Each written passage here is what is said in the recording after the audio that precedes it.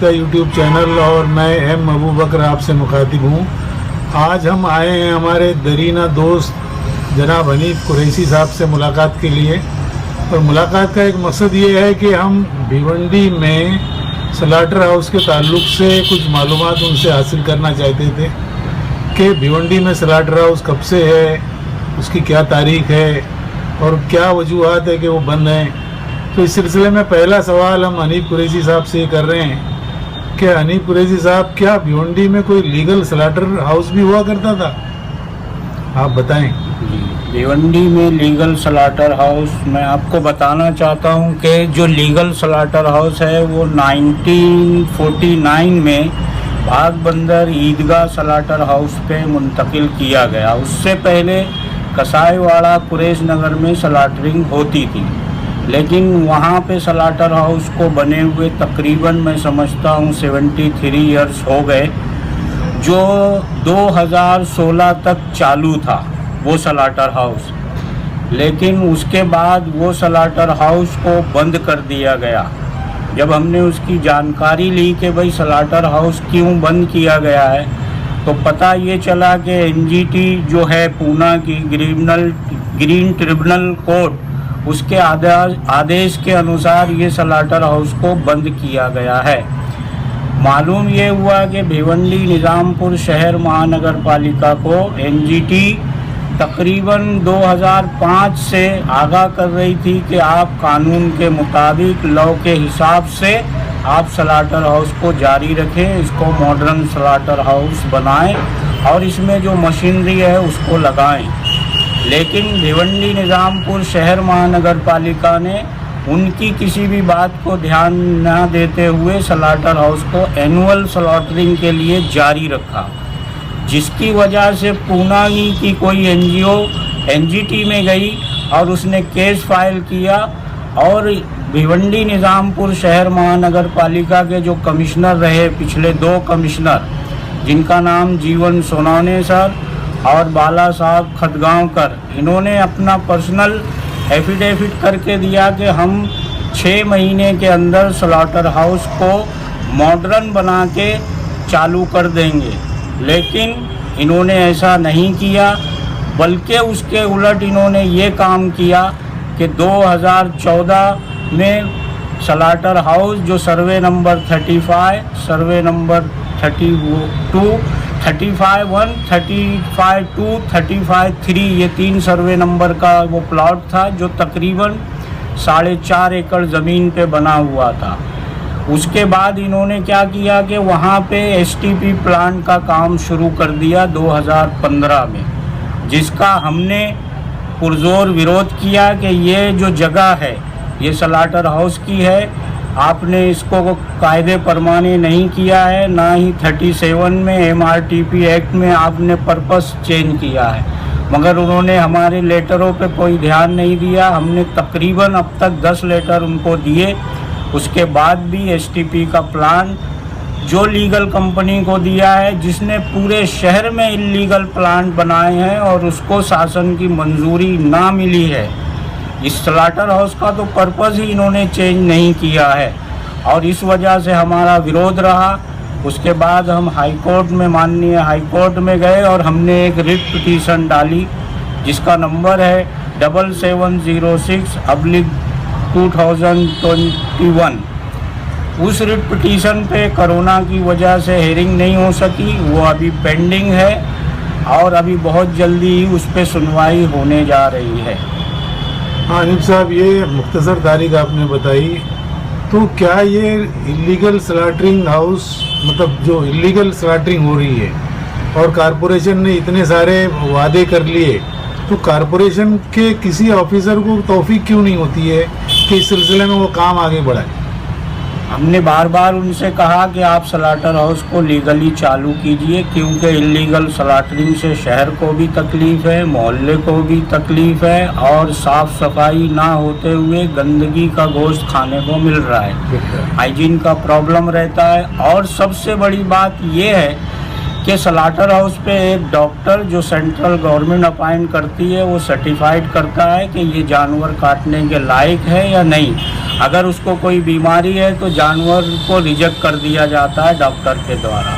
लेकिन चूंकि अब स्लाटर हाउस ही नहीं है, ना डॉक्टर है, तो जो भी स्लाटरिंग हो रही है शहर में वो इलीगल है, वो नहीं होना चाहिए। और हम भी नहीं चाहते, कुरैश बिरादरी भी नहीं चाहती कि इलीगल स्लाटरिंग हो।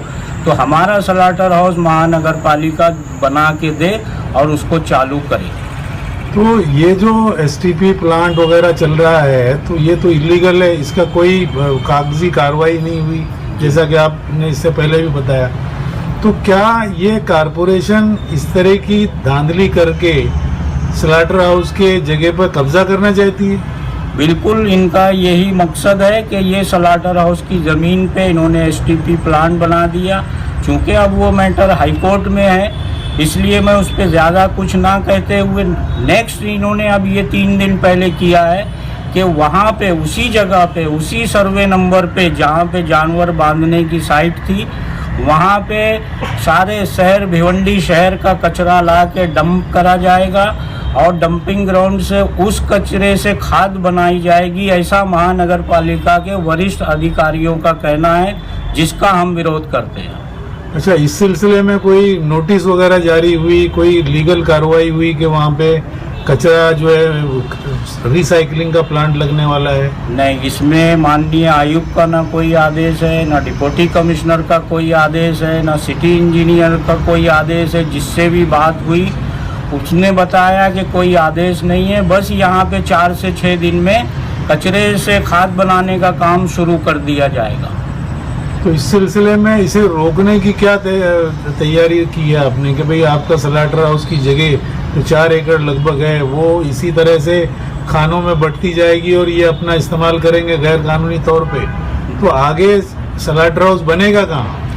हम महानगर पालिका को यही बात कह रहे हैं कि स्लाटर हाउस हर जगह नहीं बन सकता, क्योंकि ये 1949 में 4.5 एकड़ जगह दी गई और स्लाटर बनाया गया। अब कहीं अगर कॉरपोरेशन चाहे भी तो दूसरी जगह दे नहीं सकती। तो हमारी इस जगह को महफूज रखते हुए यहीं हमको मॉडर्न स्लाटर हाउस बना के दिया जाए और महानगर पालिका इसको खुद चलाए और भिवंडी में साफ़ सुथरा अच्छा फूड मुहैया कराए। ये क्योंकि कॉरपोरेशन की जिम्मेदारी है और महाराष्ट्र गवर्नमेंट की भी ये जिम्मेदारी है कि वो अच्छा फूड मुहैया कराए और साफ़ सुथरा गोश्त लोगों को खाने को मिले। बहुत बहुत शुक्रिया अनीफ भाई, आपने बड़ी तफसील से हिस्ट्री भी बताई, सारे अवामिल बताए, और आखिर में कोई पैगाम आप शहरियों को और आपकी बिरादरी के लोगों को देना चाहेंगे तो आप दें।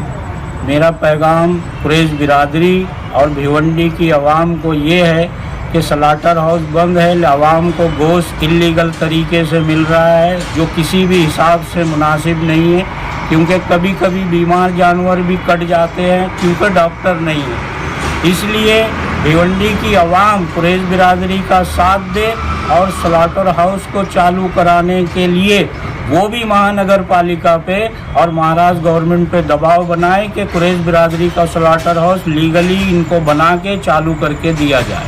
बहुत बहुत शुक्रिया इस अच्छे पैगाम के लिए, और मेरी आवाम से भी और बिरादरी की लोगों से भी गुजारिश है कि वो इस पैगाम को आगे बढ़ाएं, इस पर गौर करें, क्योंकि ये एक बहुत बड़ा मसला है जो सर उठाए खड़ा है आगे इस मसले से।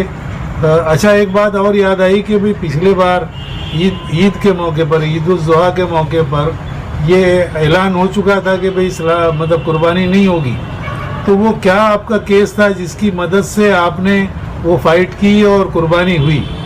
अल्लाह का बड़ा करम ये रहा कि जब हमने स्लाटर हाउस की रिट पिटीशन कोर्ट में डाली थी उस वक्त तक कुर्बानी के लिए जो 38 सेंटर भिवंडी में गुज़िश्ता 40 साल से जारी थे, जहां पे लीगली सेंटरों पे कुर्बानी की जाती थी, वो एक एनजीओ है जीव मैत्री वाले, वो हाई कोर्ट में गए और उन्होंने उसको बैन करा दिया और महानगर पालिका दिफा में कुछ नहीं कर सकी। इनके पास इन्होंने कोई ऐसे एविडेंस नहीं दिए कोर्ट को कि ये बता सके कि भाई ये पिछले 40 साल से लीगली कुर्बानी होती है। लेकिन चूंकि हमारी रिट पिटीशन थी, इस बिना पे हमने उसमें अपना इंटरवेंशन दाखिल किया कुर्बानी को लेके और कोर्ट ने हमको अलाउ किया हमारी उस पिटीशन को लेके। और जो 5 जुलाई को ऑर्डर आया अल्लाह के करम से, आप लोगों की दुआ से, वो ऑर्डर मुस्लिम बिरादरी के फेवर में आया। कोर्ट ने अलाउ किया कि भिवंडी में हर जगह कुर्बानी हो सकती है, शर्त यह है कि आप महानगर पालिका की परमिशन लें।